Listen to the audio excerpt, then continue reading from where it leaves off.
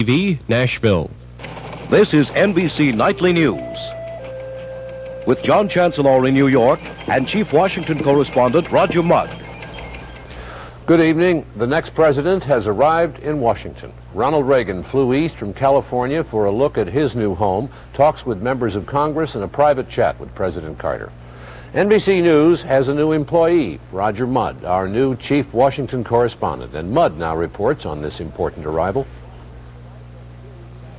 Ronald Reagan arrived in Washington tonight, just 2 weeks after his great landslide, still confident he can rewrite the old rule around here that the more things change, the more they stay the same. Before leaving Los Angeles, Reagan told reporters he had ambivalent feelings about heading east.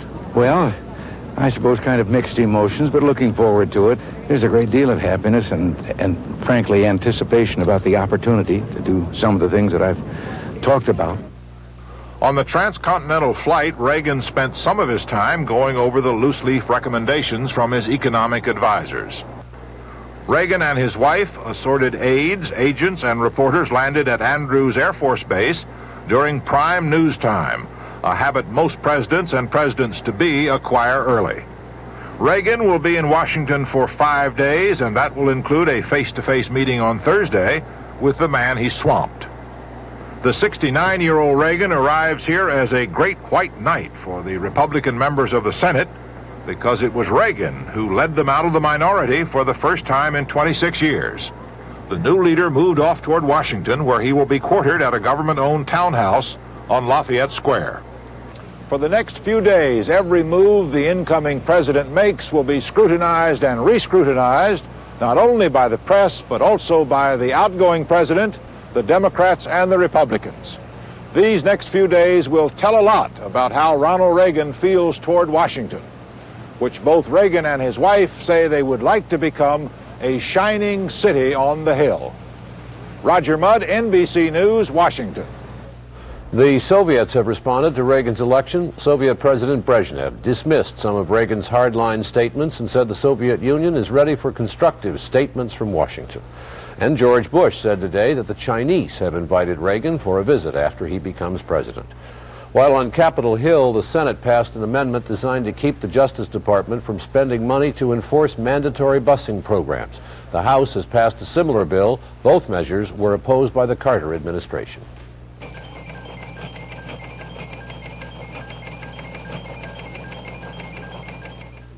Love to cook, but it is a lot of work. Then you need the Oster Kitchen Center. Ah! I'm Johnny O, and the Yes. Oster Kitchen Center is your everyday food preparation appliance.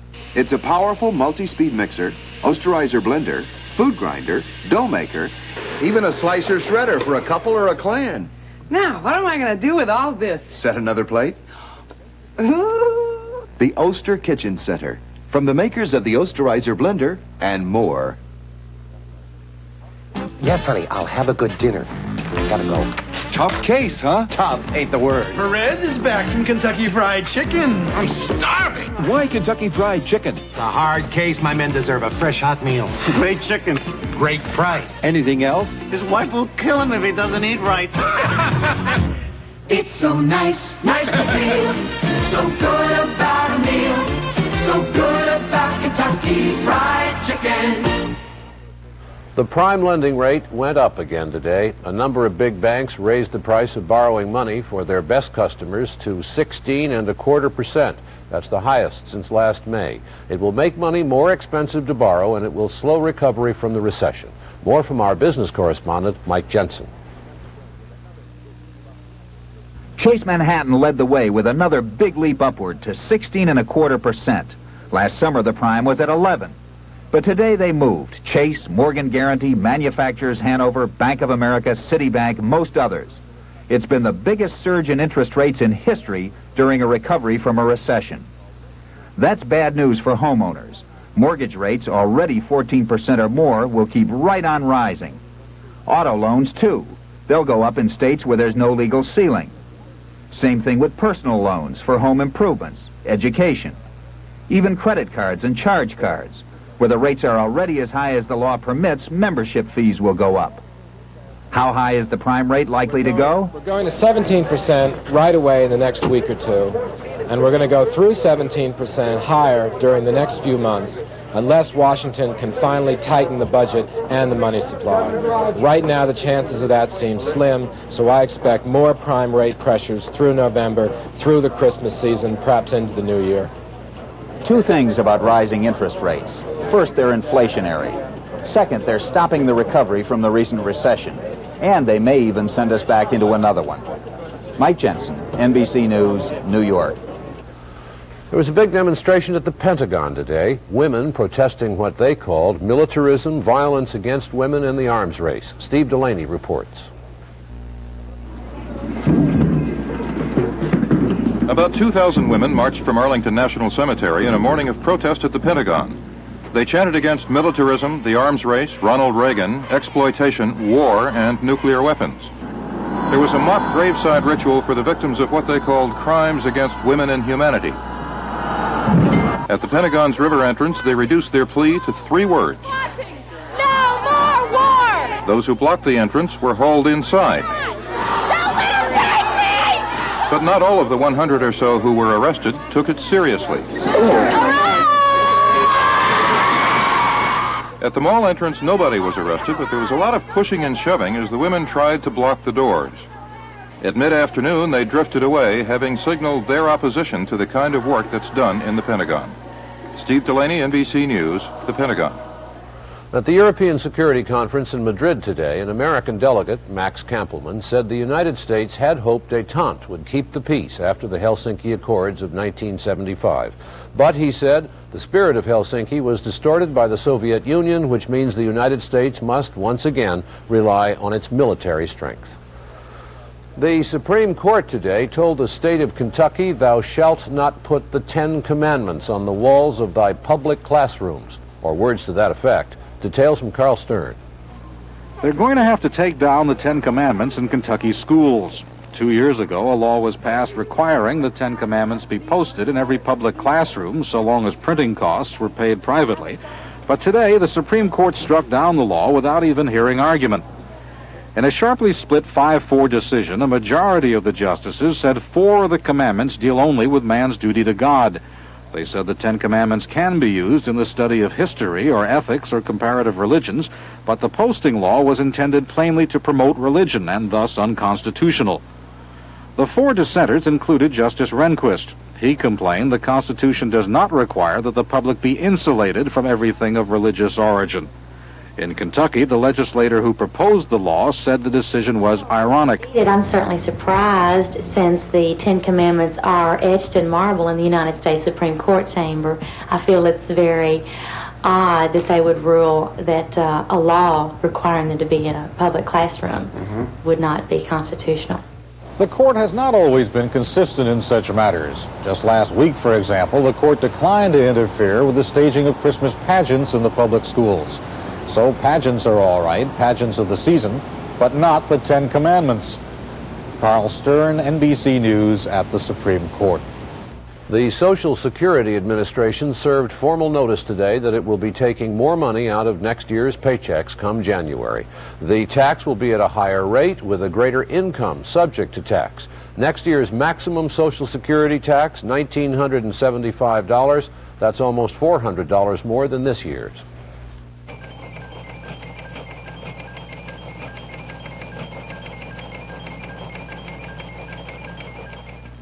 I feel good about Fleischmann's because I've got some pretty particular people to feed. Have some muffins. And Fleischmann's is the only leading margarine that has both 100% corn oil and 0 cholesterol. I feel good about Fleischmann's because it's one of the foods in our diet that's helping us cut down on saturated fat and cholesterol. I feel good about Fleischmann's too because I just love the taste. Fleischmann's, made with 100% corn oil. You'll feel good about it because there's a lot to feel good about. As a member of Les Amis de Vin and other famous wine societies, I've tasted thousands of wines, here and abroad. So people often ask me for my opinion about wine. You know what I recommend more than any other single wine? Chenin Blanc from the wine cellars of Ernest and Julio Gallo. It never disappoints me in taste. Believe me, the more you know about wine, the more you'll appreciate Gallo. The more you know about wine, the more you appreciate Gallo.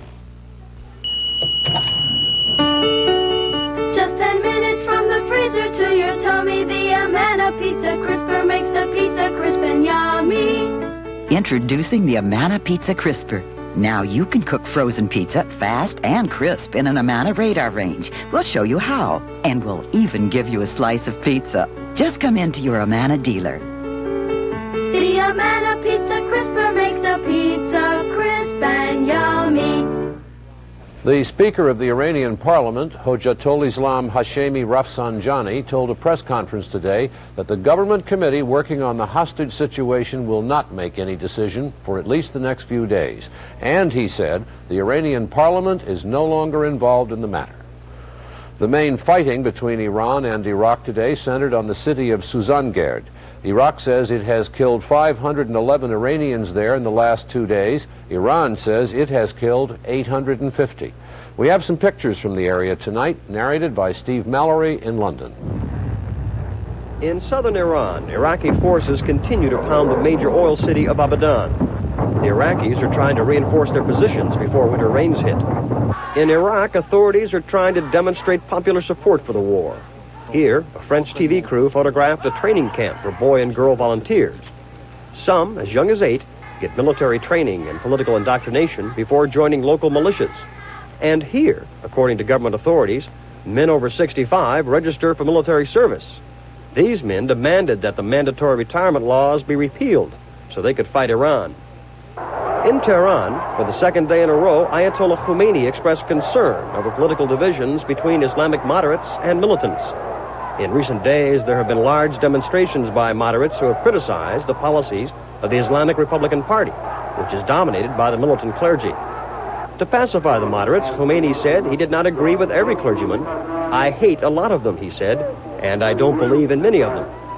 Several 100,000 people gathered to show support for the Ayatollah, who said the bickering was dividing the country at a time of war. Steve Mallory, NBC News. An important story from Poland tonight. The governor of a southern Polish province has offered his resignation because workers in the province complained about his performance. If that resignation is accepted, it would be the first time that a Polish communist governor has resigned under popular pressure. Pope John Paul II is in West Germany today. Martin Luther, who launched a rebellion against the Catholic Church, lived in Germany, and the Pope today was talking about the Reformation. Keith Miller reports. Pope John Paul II took the initiative in his meeting with Lutheran church leaders, saying the Roman Catholic Church of the 16th century was partly to blame for the Reformation, which divided Christianity into two bodies. The Pope said he was seeking an end to the problems that have divided Catholics and Protestants for 450 years. Afterward, as the Pope traveled through the city of Fulda, Protestant leaders said his visit had changed the climate of distrust between the two churches. But Catholic and Protestant officials agreed solutions are some time off, and they formed a commission to deal with their differences, such as how to celebrate the Mass, and perhaps more important, the power of the Pope in matters of faith. John Paul kept up his ecumenical theme in a sort of town meeting with foreigners living in Germany. The Pope warmly greeted the people, many dressed in their native costumes. He embraced the children and received gifts of flowers. The pontiff told the people that they should build bridges between different peoples and churches, stone by stone, and with patience. It was the most colorful event on the Pope's visit so far. Keith Miller, NBC News, Mainz, West Germany. The Haitian refugees who were stranded on an island, Cayo Lobos, in the Bahamas, have now been returned to their homes after beatings from Bahamian soldiers, an ugly incident which produced fear in Haiti and anger in Miami. Phil Bremen reports. Why are you so interested in Haitian exiles protested at the Haitian consulate in Miami today, demanding that the Cayo Lobos refugees be permitted to come to the United States. But in Haiti, those refugees appeared utterly without hope as they were put on buses to be taken back to their homes. On their way to the United States, they had been stranded on the Bahamian island of Cayo Lobos. The Bahamas said it had to bring them back to Haiti because thousands of other Haitians have flooded the Bahamas and swamped its fragile economy. A United Nations agency tried to stop the ship returning the Cayo Lobos refugees to ask whether persecution as well as poverty awaited them, but the talks fell through. At Port-au-Prince, some of the refugees were brought ashore by men reported to be secret police, disguised as Red Cross workers. The Haitian government insists it never takes reprisals against those who leave, but several who tried to leave were killed recently. The government claims it fired only warning shots, but that the refugees panicked, fell into the water, and drowned. Independent reports say they were machine gunned. The returnees from Cayo Lobos were given boxes containing soap and other necessities. The Haitian government was trying to show that they would be well treated, but the looks on the refugees' faces said they believed otherwise.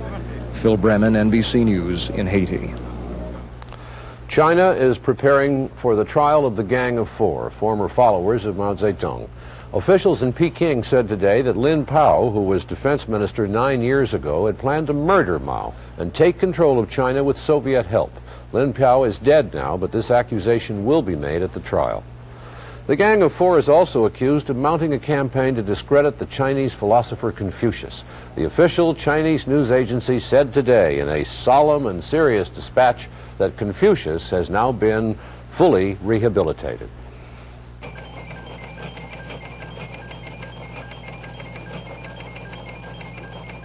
Polydent presents Martha Ray, movie star, denture wearer. Yes, I'm Martha Ray, and I've worn dentures for years. And Polydent is all I ever needed to clean them. Look, tough food stains like these can be a real problem on dentures, but not with Polydent tablets.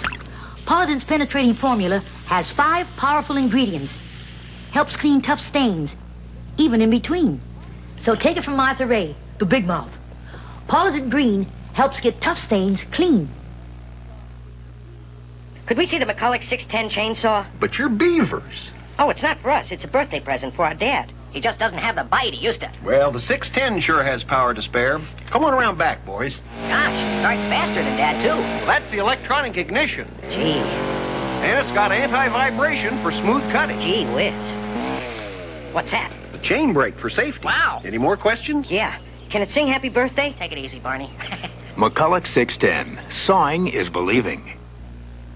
There's something special about a woman's touch. You do so much for so many. Yet some days you don't feel your best because of occasional irregularity. Then you take Correctol, the modern gentle laxative. Correctol's special formula combines a mild laxative with a softening agent. Its gentle overnight action will help you feel like yourself again. Next time, try Correctol, the modern gentle laxative so many women are using today. The longest trial in the history of North Carolina ended today when an all-white jury found 6 Ku Klux Klansmen and Nazis innocent of murder and rioting in the killing of 6 members of the Communist Workers' Party. Kenley Jones was in the courtroom when the jury returned its verdict. Police security was heavy outside and inside the courtroom as the verdicts were announced in the event of an outburst of any kind, but there was none. The 6 defendants, 4 Klansmen and 2 Nazis, listened silently as the jury foreman announced that unanimous verdicts had been reached, and unanimous they were, not guilty on murder and rioting charges against all 6 men. This was the first criminal trial in North Carolina in which videotapes were admitted as evidence. The jury watched 4 different tapes of the shooting incident made by television news stations. The prosecution contended that this one showed Klansman Jerry Smith firing point blank at one of the Communist Worker Party members and killing him. The prosecution also contended that the tapes disproved the claim of the Klansmen and Nazis that they were acting in self-defense, but showed instead that they were the aggressors who came looking for a fight.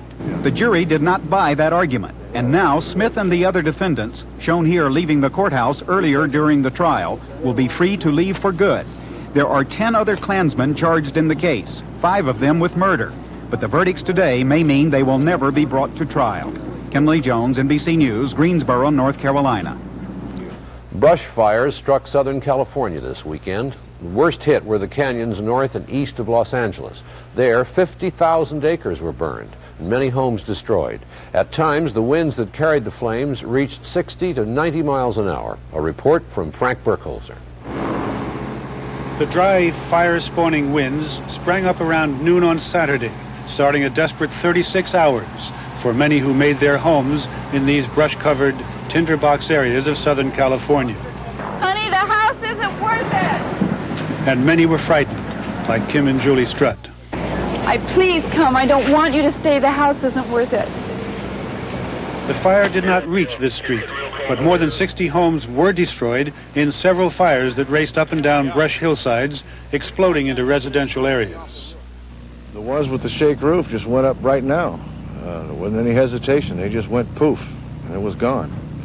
Whereas ours just stuck with it. Bob Kyle's house did not burn. It did not have a wooden shake shingle roof, the type that so often spells disaster in these wind-driven, intense fires. Today, although fires continued to break out, the wind abated and the fire danger receded. And victims sifted through the ashes of literally everything they had. And some talked of starting anew. Well, my husband is talking to the insurance company and seeing just how much we have. And then we will build it back exactly like it was, as near as we can. Frank Burkholzer, NBC News, Bradbury, California. And now, a more pleasant subject, sights and sounds of Saturn. Evidence that space, certainly the space around Saturn, is not silent. Voyager 1 has sent back pictures of what its cameras could see of the planet and its rings and moons, but it also sent back recordings of what it heard as it skimmed along. This story from Roy Neal. One of the latest Saturn pictures is a montage from an assembly of images showing the planet, its rings, and its moons. The scientists also have released sounds recorded on Voyager and sent back across 1 billion miles of space. This is the sound of the spacecraft while it cruised in deep space several million miles from the planet. Tape recorders hummed, and occasionally there was the ping of a rocket thruster. But when Voyager flew by within a few thousand miles of Saturn, it picked up the sounds of the natural forces of the planet. Electrons hit the machine, including perhaps lightning radiating from beneath the clouds. Saturn also has turned out to be a natural radio transmitter, putting out an estimated 60 billion watts. That's stronger than all the transmitters here on Earth put together. The program, however, is just static. Computers also have prepared these pictures to show what should happen next summer, when another spacecraft, Voyager 2, visits Saturn, and then, in the next few years, flies on to look at Uranus, Neptune, and Pluto, the outermost planets of our solar system. Roy Neal, NBC News at the Jet Propulsion Laboratory.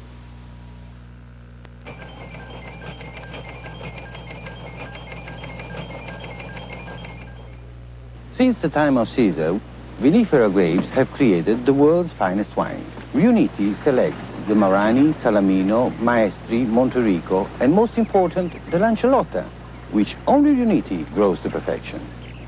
These choice grapes and centuries of the winemaker's art produce the delicious taste of pure and natural Riunite, America's best-loved imported wine. Riunite on ice. All over the world, Wang is a leader in office technology. Word processing, data processing, and now with our new electronic mail system, you can send all kinds of information from one part of the world to another. So New York can be around the corner from Paris, London from Tokyo, and San Francisco next to Rome. Wang, making the world more productive by bringing it closer together.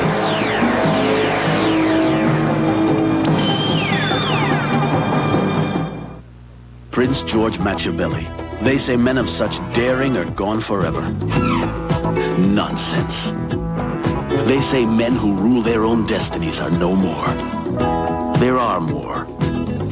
They say men who invite passion are extinct, yet they are here.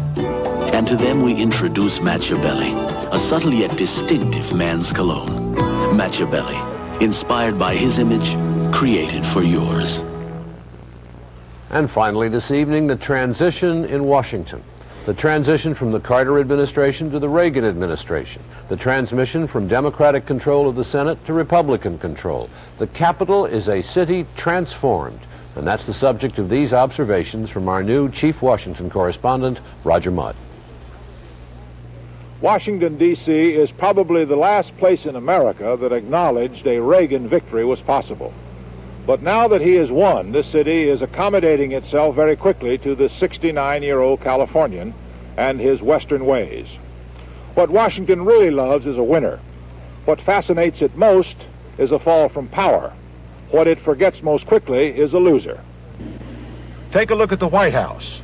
Forlorn, almost abandoned, no longer the focus of power.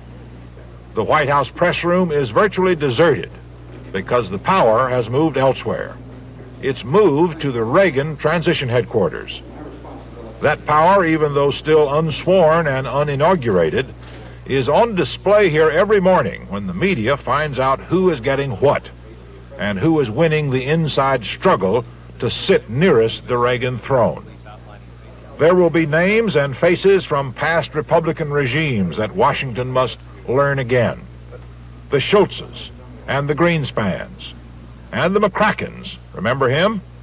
And Arthur Burns. Nobody has quite forgotten Arthur Burns. On Capitol Hill, Washington already knows who the losers are. Gone will be George McGovern, whose defeat gave the right wing so much pleasure.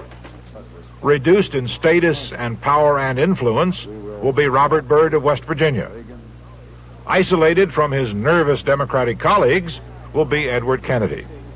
In their place, Washington sees these smiling, happy faces, the victorious Republicans. Strom Thurmond, who is already moving to repeal the 65 Voting Rights Act. Jesse Helms, thunder on the right. And Charles Percy, who finally gets power of his own. This will also be a boom time for Washington's real estate agencies. An entire government is leaving and arriving all within 2 months. Out of favor will be Georgetown, where the federal period brick houses remind too many conservatives of too many old liberals. In will be the Neatsy ranch-style houses in suburban McLean, Virginia, or the rolling baronial horse farms in Potomac, Maryland, where the white board fences make good neighbors. And finally, there will be a whole new set of hosts and hostesses, friends and cronies. An invitation from Elizabeth Taylor Warner will be coveted. Frank Sinatra will be back in town, having also renounced his Democratic past. And if Washington is losing Willie Nelson for a while, can Roy Rogers be far behind? It all may seem too complicated. Too many names, too many faces to keep straight. Just remember, the new president is the one who is not carrying his own bags. Roger Mudd, NBC News, Washington. And that's Nightly News. I'm John Chancellor. Good night for NBC News. Tomorrow morning on Today, moving into the White House, it's more than just unloading the van. Tom Brokaw talks to Ed Meese, Ronald Reagan's White House counselor. And in today's second hour, you'll meet the real face behind the 3 Faces of Eve. Learn about a new method of natural birth control from Phil Donahue. And see what it takes to bake the ultimate fruitcake. All that and more tomorrow morning on Today.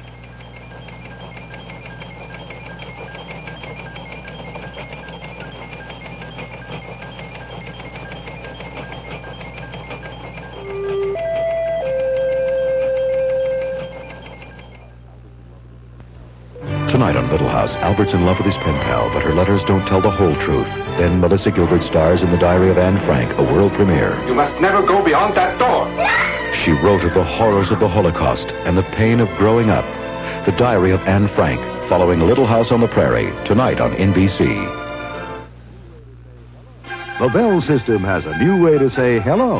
Big hello telephone gift certificates. People everywhere are calling this number to order the gift that just can't miss. Big hello gift certificates. The gift you can give anyone to use anytime. Hello? Hi, Kathy. Hi. I just got your big hello. It's a telephone gift certificate, Mom. You can use it to call Jean in Europe or add special features to your phone service. Or I'll treat myself to that fancy phone I told you about. That's a terrific idea. Big hello gift certificates come in convenient amounts, along with this holiday envelope for you to personalize. Simply include the gift certificate with the phone bill, and the amount will be deducted automatically. They're as easy to give as money, but much more personal. Hi, Eugene. It's Mom.